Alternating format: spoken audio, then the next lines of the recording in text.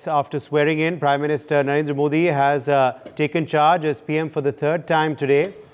Narendra Modi prioritized farmers' welfare by signing his first file as Prime Minister, authorizing the release of the 17th installment of the PM Kisan Nidhi. This initiative is all set to benefit 9.3 crore farmers, distributing approximately 20,000 crores. Prime Minister Modi has underscored his government's unwavering commitment to agricultural prosperity, emphasizing that this decision exemplifies their dedication to the welfare of farmers. He further expressed his determination to continue working tirelessly for the advancement of farmers and the agricultural sector in the future. While key leaders such as Rajnath Singh, Amit Shah, Nitin Gadkari and JP Nadda were amongst those sworn in, H.D. Kumaraswamy of the JDS and Lalan Singh of the JDU were the first allies to also take oath. Meanwhile, from the northeast, Sarbanand Sonowal and Kiran Rijiju also took oath. My colleagues have exclusively spoken to some of those who took oath yesterday. Let's play out those conversations.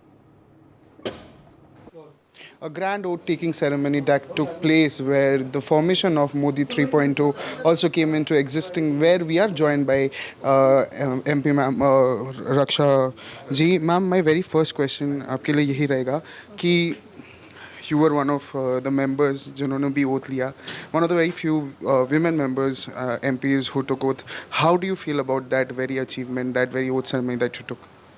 मुझे बहुत कल proud feel हो रहा था क्योंकि एक ऐतिहासिक क्षण था मेरे लिए, क्योंकि पिछले 10 साल में सांसद के रूप में काम किया और आज एक कदम आगे बढ़ा के मुझे मंत्री पद का दायित्व आदरणीय मोदी साहब के माध्यम से मिला है। तो मैं पूरी कोशिश करूँगी कि आने वाले समय में ज़्यादा से ज़्यादा देश के लिए मैं काम कर पाऊँ।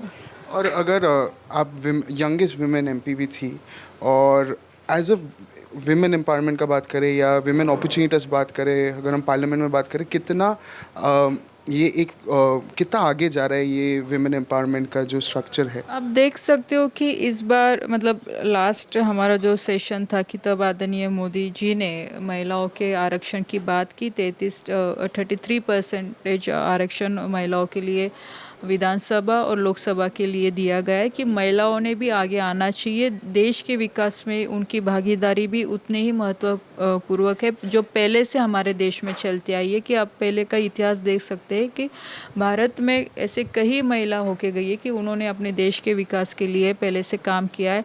और अभी राजनीति में भी हम देख सकते हैं कि पिछले 2014 से महिलाओं की भागीदारी बढ़ी है और बहुत अच्छा काम महिला राजकीय क्षेत्र में भी कर रही है। आज हम देख सकते हैं कि जैसे मैं महाराष्ट्र से आती हूँ, जो हमारे लोकल जो इलेक्शन वहाँ पे होते हैं, ग्राम पंचायत है या जिला पंचायत का इलेक्शन होता है, तो वह नियर अबाउट 50% के ऊपर भी आज महिलाएं काम कर रही। तो निश्चित रूप से मुझे लगता है कि आने वाले फ्यूचर में महिलाओं का सहभाग तो ज़्यादा से ज़्यादा बढ़ेगा ही और महिला देश के विकास में उनका भी भागीदारी उतनी मतलब बराबरी की रहेगी। मेरा मैम लास्ट क्वेश्चन यही रहेगा कि जवाहरलाल नेहरू के बाद नरेंद्र मोदी फर्स्ट ऐसे प्राइम मिनिस्टर जो second time rather third time prime minister बन रहे, तो वो आप कैसे देखते हैं, वो अवसर कैसे देखते हैं? How do you view that?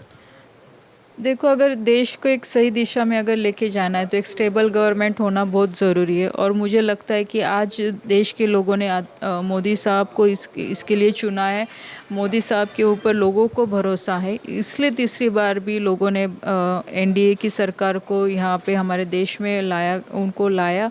ज़्यादा से ज़्यादा सीटें हमारी यहाँ पे आई है और निश्चित रूप से जो संकल्प आदरणीय मोदी जी ने एक विकसित भारत का जो किया है, तो इस माध्यम से हमारे एनडीए गवर्नमेंट के माध्यम से वो पूरा होगा।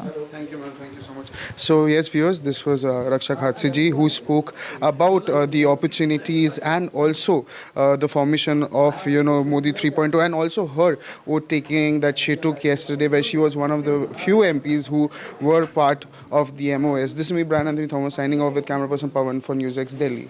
For more such videos, subscribe to the NewsX YouTube channel, hit the bell icon.